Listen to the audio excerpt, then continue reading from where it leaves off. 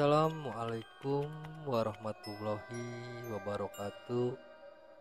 Kembali lagi bersama kreator amatir.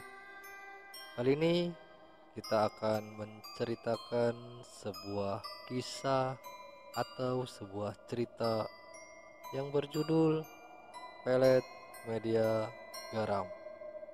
Tapi sebelum kita lanjut ke ceritanya, alangkah baiknya kalau kita berdoa terlebih dahulu. Kita berdoa menurut kepercayaan masing-masing, dan berdoa pun kita mulai. A'udzubillahiminasyaitonirrajim. Bismillahirrahmanirrahim. Allahumma inni nas'aluka salamatan fid din wa afiatan fil jasad wa ziyaratan fil ilmi wa barakatan di rizki wa taubatan qoblal maut wa rahmatan indal maut wa magfiratan ba'dal maut. Allahumma hawin alaina fi syakaratul maut wan nazata minnan nar wal afwa indal hisab. Sadaqallahul adzim. Berdoa selesai. Inilah ceritanya. Ditolak orang yang kita suka sangatlah sakit, apalagi kalau kita sudah suka dari beberapa tahun ke belakang. Seperti kisah yang akan diceritakan oleh Kang Holil tentang seseorang yang berulang kali ditolak oleh orang yang disukainya. Mimin sangat tergila-gila dengan yang namanya Yono. Siang dan malam hanya Yono lah yang ada dalam pikiran Mimin. Sampai-sampai Mimin tidak memperdulikan keluarganya, meskipun sudah dilarang keras oleh ayah dan ibunya untuk tidak menemui Yono dan mencari Yono. Tapi Mimin masih bersikeras mencari Yono. Meskipun harus mencari ke sebuah kota yang jauh dari tempat tinggalnya, namun pencarian Mimin tidak juga membawakan hasil di kota yang dia cari. Dan akhirnya Mimin memutuskan kembali untuk pulang ke kampungnya. Namun Mimin malah bertemu dengan Yono di kampungnya sendiri. "Ayo No," teriak Mimin. Yono pun berbalik dan kemudian menghampiri Mimin. "Ada apa, Neng?" tanya Yono. "Ayo No, kemana aja? Neng nyariin AA loh, ke tempat kerja AA," ucap Mimin. "Neng kenapa nyariin AA ke tempat kerja AA? Kan AA tidak kemana-mana," tanya Yono. "Neng kangen AA, Neng kepikiran AA terus," jawab Mimin. "Loh, kenapa Neng kepikiran AA? AA kan bukan siapa-siapanya Neng," tanya Yono. "Gak tahu A, Neng rasanya ingin selalu bersama AA," jawab Mimin. Yono tersenyum puas dengan perbuatannya yang kini membawakan hasil yang memuaskan. "Bukannya Neng dulu membenci AA, begitu juga orang tua Neng?" tanya Yono. "Neng juga nggak tahu A, tapi sekarang Neng malah jatuh cinta sama AA. Perasaan sayang Neng sangat dalam buat AA. Kalau AA mau, Neng mau kok diapain aja sama AA. Yang penting Neng selalu sama-sama dengan AA," jelas Mimin. "Terus bagaimana dengan orang tua Neng?" tanya Yono. "AA jangan takut dengan bapak dan emak.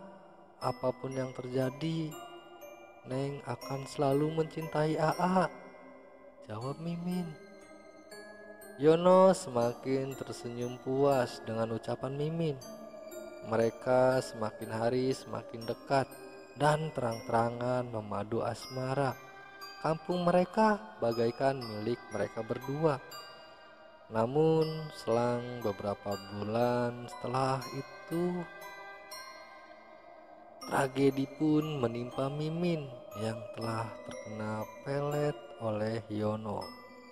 Mimin merasa frustasi setelah pengaruh pelet itu berangsur hilang karena Yono melanggar pantangan yang diberikan oleh seseorang yang mengerti akan dunia spiritual. Mimin dengan sadar dan tidak sadar kini sedang mengandung jabang bayi dari Yono. Dan Yono pun kini tengah mendapatkan teror atas perbuatannya sendiri. Yono selalu dihantui oleh bayang-bayang makhluk tinggi besar yang sangat menakutkan. Namun Mimin malah dihadapkan dengan keputusasaan yang sangat besar. Mimin dengan tanpa berpikir panjang lagi memutuskan untuk mengakhiri hidupnya dengan membelah bagian perutnya untuk mengeluarkan janin yang berada di dalam tubuhnya. Bagaimanakah kronolog awalnya sampai Mimin nekat mengakhiri hidupnya? Dan siapa Mimin itu dan bagaimana Yono bisa melakukan pelet pada Mimin? Kita masuk ke beberapa bulan sebelumnya. Tahun 2011, di suatu kampung terdapat sekumpulan anak-anak kampung. Mereka bukan anak-anak pengangguran. Mereka semuanya memiliki pekerjaan masing-masing. Namun hanya satu orang yang belum memiliki pekerjaan, yaitu Mimin.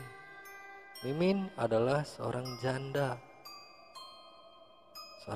kampung yang boleh dibilang banyak digandrungi oleh lelaki-lelaki di kampungnya dengan bermodalkan tubuh yang indah untuk dipandang, buah dadanya yang bagus, atau yang boleh dibilang mengundang nafsu para lelaki, dan wajahnya juga sangat cantik.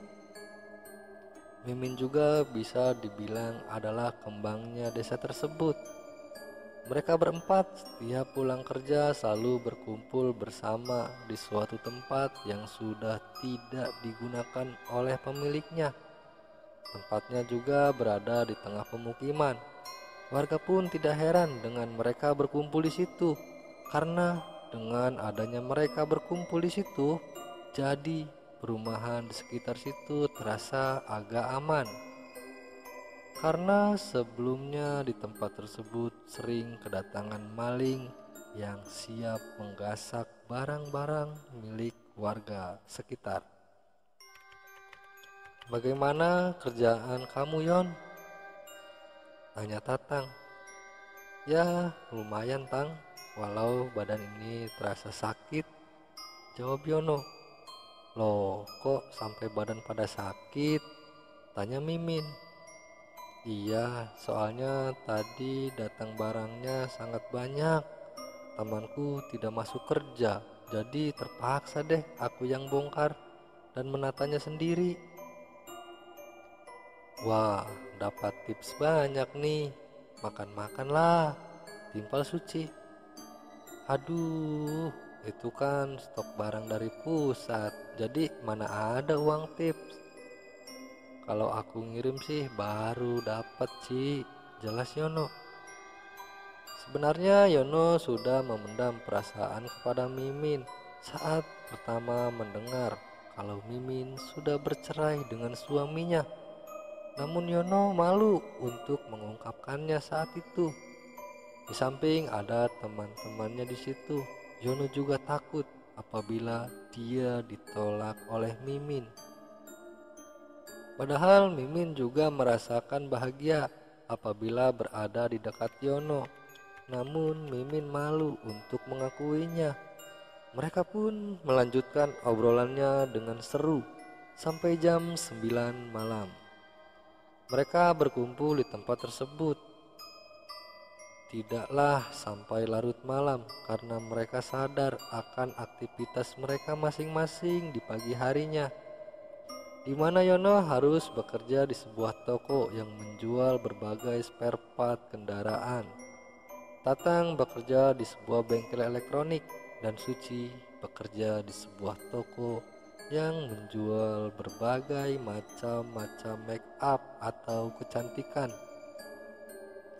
Yono pun membubarkan diri dengan alasan ingin beristirahat karena badannya yang terlalu capek dan besok paginya harus berangkat kerja kembali. Begitu juga dengan yang lainnya. Maka mereka semua pun membubarkan diri dan kembali ke rumahnya masing-masing. Namun di sini Yono tidak pulang ke rumah, melainkan Yono pergi ke tempat yang menjual minuman beralkohol. Dengan dalih meminum minuman itu akan membuat badannya sedikit ringan di pagi harinya.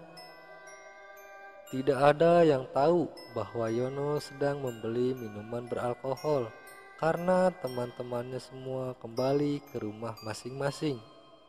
Namun bapaknya Mimin mengetahui bahwa Yono sedang berada di tempat penjual minuman.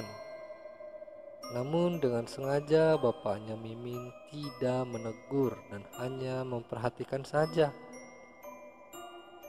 Setelah Yono pergi, bapaknya Mimin menghampiri pedagang minuman itu dan bertanya, "Maaf Mang, tadi si Yono sedang apa di sini?" Tanya Pak Agus, yang tidak lain adalah bapaknya Mimin. "Oh itu Pak, dia membeli atem atau anggur hitam," jawab pedagang itu. "Apakah itu minuman beralkohol Mang?" tanya Pak Agus. "Ya pastinya Pak, tapi bisa juga dibuat sebagai jamu kalau minumnya dengan dicampur telur ayam kampung dan juga madu," jelas penjual minuman. "Apa Bapak mau coba?" tanya penjual minuman. "Oh tidak Mang, terima kasih." Lalu Pak Agus pun pulang dan memberitahukan kepada Mimin. Meskipun sudah diberitahukan oleh bapaknya, Mimin masih belum percaya dengan perkataan bapaknya karena Mimin masih belum melihatnya sendiri. Mimin adalah tipikal orang yang tidak suka berteman dengan orang yang suka meminum minuman keras.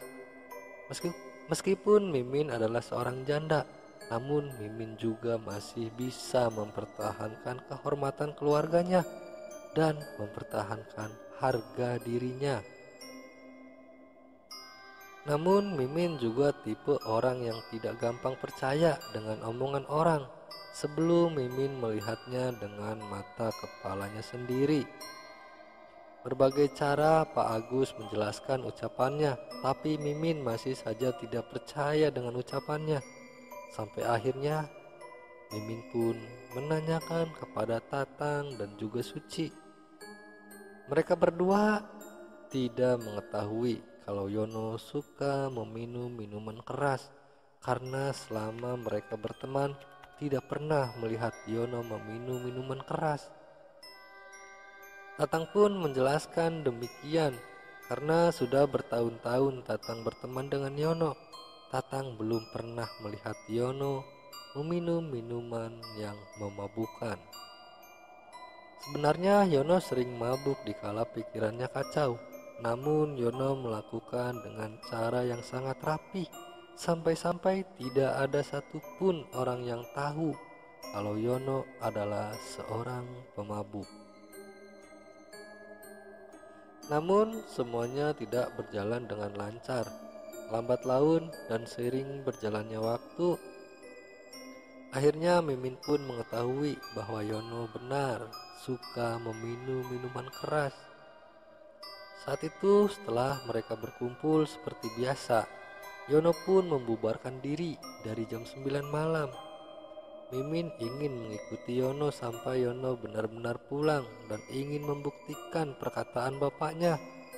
Namun kali ini Yono langsung pulang ke rumah, seakan Yono tahu kalau Mimin mengikutinya. Setelah Yono pulang dan Mimin tidak mendapatkan bukti kalau Yono hendak membeli minuman keras, Mimin pun pulang ke rumahnya. Berhari-hari Mimin mencari bukti tentang apa yang dikatakan bapaknya, namun tidak juga didapatkan. Dengan terpaksa, Mimin pun menanyakan kepada bapaknya di mana bapaknya bertemu dengan Yono atau di mana Yono membeli minuman tersebut. Maka Pak Agus pun memberitahukan tempat penjualnya dan Mimin pun berencana kalau nanti malam akan membuktikannya sendiri agar rasa penasarannya sedikit terjawab.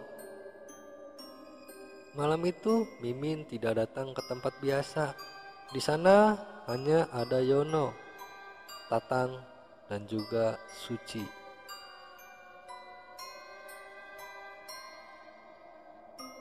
Mereka mengobrol seperti biasa, namun tampak rasa kegelisahan dari diri Yono. "Kamu kenapa, Yon?" tanya Tatang dan juga Suci. "Nggak tahu nih, tiba-tiba aku gelisah begini," jawab Yono. "Apa karena nggak ada si Mimin?" Dalam pikiran Yono, "Si Mimin kemana sih?" tanya Yono. "Nggak tahu nih, dari tadi tidak kelihatan," jawab Suci. "Wah, jangan-jangan kamu naksir si Mimin ya, Yon?" tanya Tatang.